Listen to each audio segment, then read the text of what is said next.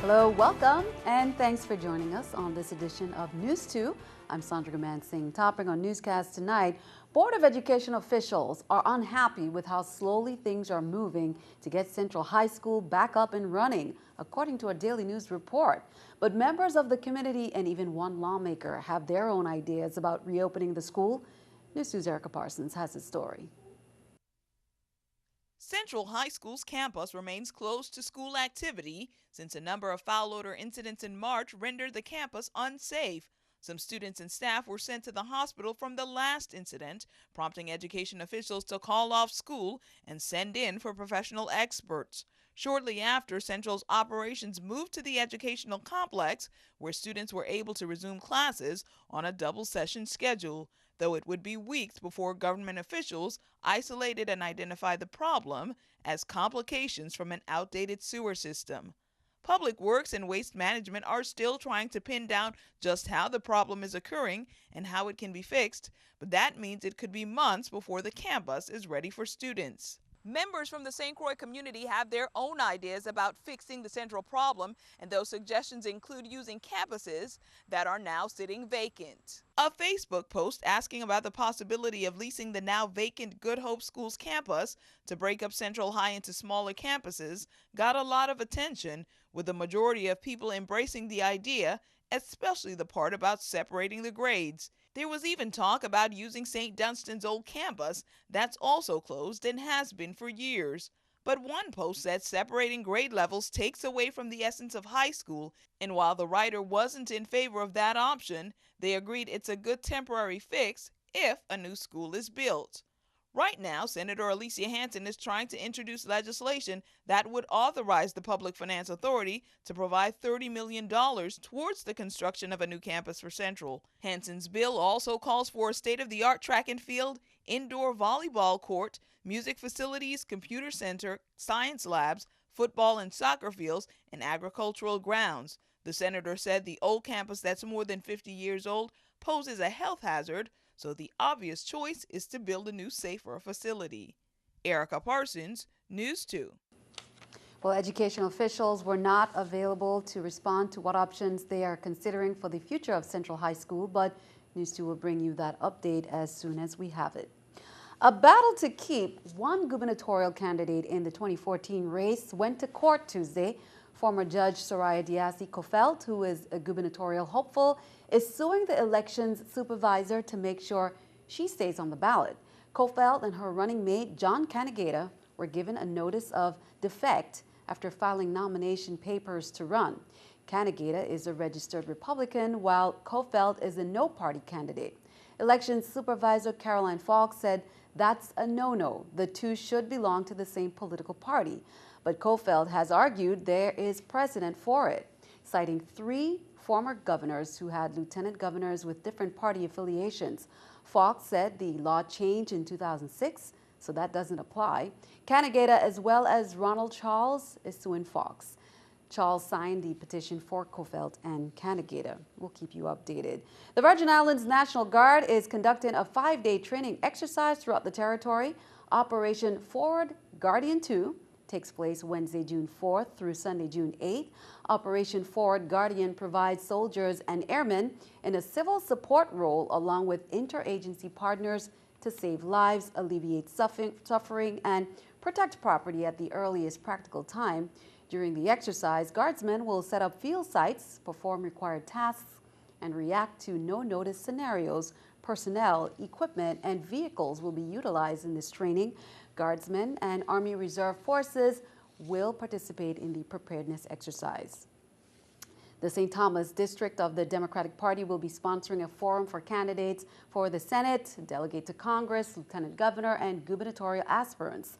For senatorial candidates, it will be held on June 5th, delegate to Congress on June 6th, lieutenant governor June 6th, and gubernatorial candidates June 7th. All the events will be held at the Windward Passage Hotel. Major topics include economy, education, electoral reform, energy, environment, and more. Now on June 5th, 6th, and 7th, it's from 10:30 a.m. to 2 p.m. On June 6th, another one begins at 12:30 to 2 p.m. On May 20th, around 5:40 p.m., a 23-year-old male was shot in the Curran Terrace housing community. According to the preliminary investigations by detectives, their findings revealed that officers were inspecting the Curran housing community and began chasing several males. Officers then fired shots and struck one male. 2 firearms were confiscated by police from the area. The victim was later transported to the Schneider Regional Medical Center, where he was treated for several gunshot wounds. The victim remains unidentified. Major crime detectives are still investigating this matter and ask that anyone with information regarding this incident to contact the VIPD Major Crimes Unit at 340-642-8449, Internal Affairs Bureau, or Crime Stoppers VI at 1-800-222-TIPS. Complaints from the community of persons loitering, using, and selling drugs in several known drug areas, including Estate Anna's Retreat, Ras Valley Hospital Ground, and Estate Nada. Members of the Special Operations Bureau conducted community policing operations. Once in the given area, police would approach the loiterers and request that they vacate the area. Officers would remove old chairs and tables and other items used by the loiterers. Officers arrived in Curran Terrace at about 5:30 p.m. and approached a group of men loitering. Several males began to run and were pursued by officers. One officer was pursuing 2 individuals when he saw one suspect pull a firearm from his waist and point it toward the officer. The officer discharged shots, striking the suspect in his right hand and foot. The second suspect also had a firearm which he tossed away from him. Police confiscated both firearms and detained both suspects. Police say on May 28, 2014, officers were dispatched to 11G Hull Bay for a report of a person who was not feeling well. Officers discovered a male, later identified as 79-year-old Larry Laplace, lying on his bed, bleeding from the head and holding a firearm in his hand. Disarmed Laplace and requested medical assistance. Emergency medical technicians transported Laplace to the Roy Schneider Hospital, where he received medical attention for a self-inflicted gunshot wound. May 29, 2014, approximately 2:30 a.m., Laplace succumbed to his injuries, and this case has been ruled a suicide. The 30th Legislature of the Virgin Islands considers banning all possible designer drugs. Designer drugs are any drug with similar properties to known narcotics whose chemical structure has been altered to avoid penalties being banned or other restrictions against those known illegal substances. The bill, proposed on Monday, June 2nd, was sponsored by Senator Samuel Sanes. At the hearing, Police Commissioner Rodney Carrad and Health Commissioner Doris Plaskett testified that some stores and gas stations had previously been selling some of these compounds and that people have smoked them under the mistaken belief that they are safe and legal. The senators who voted in support of the bill and to send the bill on for consideration in the Rules and Judiciary Committee were Senators Sanes, Buckley, Barshinger, and Gittins. Senators Hansen and Roach were both absent. Well, please continue to speak up so the U.S. Virgin Islands becomes one of the safest places in the world to live, work, and raise a family. If you know something, say something. Make sure no crime goes unsolved. Remember, even the smallest bit of information may be just what law enforcement needs to solve some of the following cases. Here's this week's Crime Stoppers report. On St. John, police received 2 reports on May 13th that between 1 p.m. and 4:30 p.m., 2 spare tires were removed from 2 Jeep Wranglers. These vehicles were parked in the area of Lynn Trail and Jumbi Bay on North Shore Road. Please help police solve this crime. Now over on St. Thomas, on Saturday, May 24th at 8 p.m., 2 black males dressed in all black entered the Nadal grocery store in Estate Dorothea. Both men pointed handguns at patrons while demanding money. The victims complied and gave the suspects money in excess of $100. A cell phone was taken from one of the victims. Now, if you know who these 2 suspects are, please do the right thing and call the police. On St. Croix, 29-year-old Cordelius Monchery left his home on Sunday, May 4th at 7 p.m. He was reported missing about 9:30 the following morning. That same morning, concerned citizens reported seeing a body floating in the water just south of Rainbow Beach in Frederiksted. and at 10:30 a.m., police recovered Mr. Moncherry's body. Please tell police if you saw him anywhere during the hours he was missing. If you have any information about these crimes or any persons involved, you are urged to call Crime Stoppers USVI at 1-800-222-TIPS. You can also submit a web tip. And remember, you never have to give your name or appear in court.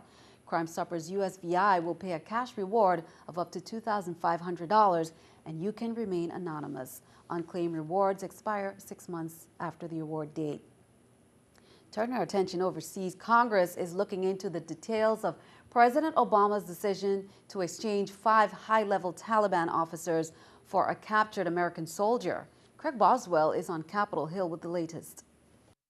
Senators arrived for a closed-door briefing on the release of 5 Taliban prisoners in exchange for the freedom of Army Sergeant Bo Bergdahl. The president needs to look the American people in the eye and explain to the American people why he was justified in releasing the 5 individuals. President Obama says there was a window to get Bergdahl back, and he seized that opportunity. We don't leave our men or women in uniform behind.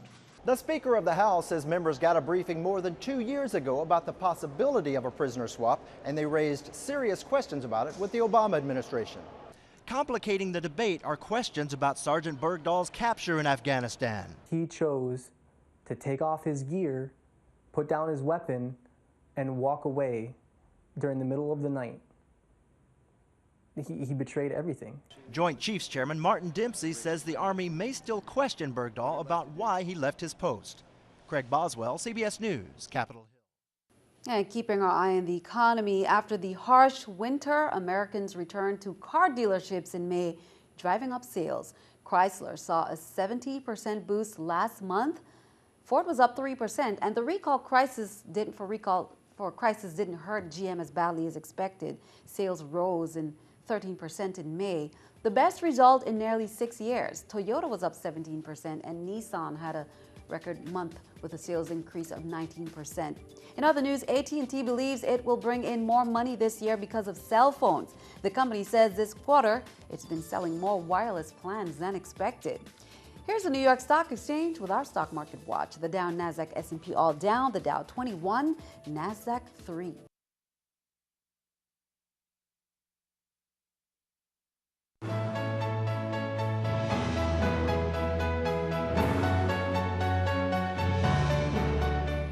Well, the Veterans Fair that was scheduled for June 10th has been postponed until after July and sometime in July. And that's the word from Veterans Affairs Director Harry Daniel.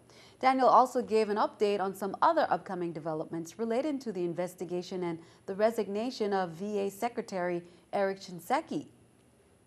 On the 20th, we're having the Director of the Caribbean Healthcare System who's coming to the islands with our regular quarterly meeting, and he's going to give us a real update on where the Virgin Islands or Puerto Rico stand in terms of the investigation. If there's any of the VA Caribbean Healthcare System is in one of the 42 or 43 facilities that they are under investigation right now. So we're waiting that information and to see where we would go, and I hope that through all the changes and, like I said, the scheduling for our veterans. Congratulations are in order as 7 students of the territory are headed to join in the ranks of U.S. Service Academies. After receiving nominations by Congresswoman Donna Christensen and competing with thousands of applicants across the country, 6 VI students were offered full appointments to U.S. Service Academies, and 1 student was offered acceptance to an academy prep school. St. Croix Educational Complex recognized 2 seniors. Also, Chasen Richards, who received full appointment to West Point Academy, and Arcadia Saki, who received full appointment to the Air Force Academy. From Antilles School, Portia Narkitis to the U.S. Naval Academy, Ivana Eudora-Ken's Perron Trotman to the U.S. Air Force Academy, and Good Hope Country Days, Alex Lewitt, U.S. Air Force Academy, Joseph Lanclos, U.S. Air Force Prep School, and Harry Huffman to the U.S. Coast Guard Academy. Congratulations to all the students. The University of the Virgin Islands School of Business received initial accreditation status last month from the Baccalaureate and Graduate Degree Board of Commissioners of the Accreditation Council for Business Schools and Programs. Director of the Accreditation Council for Business Schools and Programs, Steve Parskell, will present the university with their certificate during the ACBSP's annual conference, which will be held in Chicago on June 29th. UVI's president, Dr. David Hall, said the accreditation is an important milestone for the School of Business, the university, and for the territory. The Office of the Lieutenant Governor announces that its series of estate planning seminars will come to an end on Saturday, June 7th on St. John. The seminar will be held on Saturday from 9 a.m. to noon at the St. Ursula's Multipurpose Center, and they're inviting the public attendance and participation. The seminar will provide information on financial assets, real property, and protecting assets for future generations. Persons interested in attending, you're asked to register by noon of Friday, June 6th. For registration, that number is 776-6737. Well, mark this on your calendar. The 2014 American Cancer Society's Relay for Life of St. Thomas, it's just weeks away, but it's not too late to join the team. Now, as you know, cancer is an issue that affects us all, and that's why it's important for everyone to participate. The next team captains meeting is scheduled for Tuesday, June 3rd, which was this evening, 5:30 p.m. at the Adelita Cancrane Junior High School Library. There'll be more events coming up where you can register. Relay for Life events are held. Overnight teams are comprised of 15 individuals. Teams must first register by submitting a $150 commitment fee to ACS. Then each member work to raise a donation of $100 for the ACS. Every dollar raised at Relay for Life stays in our community for those who are fighting cancer. For more information on how you can register, you can call 340-244-1295. That's 244-1295. Well, into your health, doctors gave an update on a small trial using the body's immune system to destroy cervical cancer. And for some patients, it was great news. Here's more details into your health. At 35, Erica Wallace learned she had advanced cervical cancer that had spread to her lymph nodes. It just kind of became, all right, just deal with it. Tell me what I need to do because I'm a mom and I need to be here for my boys. Intensive chemotherapy did not work. The Wallaces were told Erica had about a year to live. I had to discuss, what if I'm not here? You know, what's going to happen with the boys, because I could feel I was getting weaker, and so I was pretty rock bottom at that moment. Just 2 months later, she became patient number 2 in a small trial using the body's immune system to seek out and destroy metastatic cervical cancer. Dr. Christian Hinrichs at the NIH Clinical Center leads the trial. The treatment that we do, we completely rearrange the immune system. Doctors take a piece of the tumor and extract specialized white blood cells, or T cells. Those are tumor-fighting cells sent by the body's immune system to target the cancer. The T cells most potent against cervical cancer are selected and grown in the lab. Billions of these cells are then infused into the patient's bloodstream. The idea is to give a single treatment and have the cells wipe out the tumor the same way that they would clear an infection. 6 of 9 patients in the study had no response, and 1 had a partial response. 2 had complete remission. Wallace was one of those 2. This is a scan from her checkup last week. Nearly 2 years after treatment, there is no sign of cancer. Earlier this year, her younger son Marcus had a chance to meet the research team. He looked at them and said, thanks for saving my mom. And that's what NIH has done, is saved me.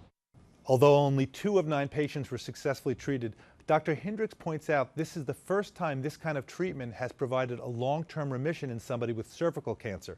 The hope is to use this same approach for other solid tumors such as breast, lung, and colon.